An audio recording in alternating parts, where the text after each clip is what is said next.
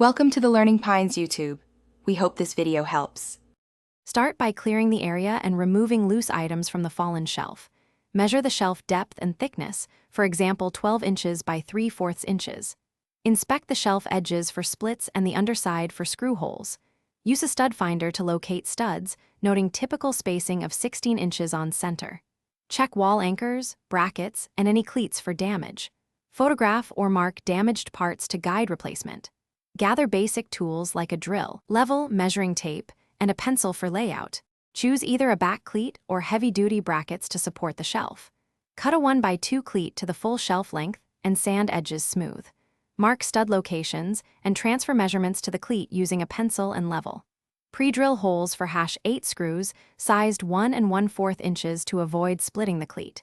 If no studs exist, select toggle anchors rated at least 50 pounds each. Position supports at the measured shelf depth, commonly 12 inches from the wall face. Lift the shelf onto the installed cleat or brackets and align it carefully. Fasten the shelf to the cleat using screws through the shelf into the cleat, keeping screws at least 1 inch from edges. Check level front to back and side to side with a level before tightening all fasteners.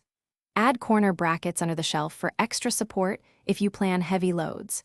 Use drywall anchors rated 50 pounds where you cannot hit studs. Gradually load items and confirm stability before replacing all belongings.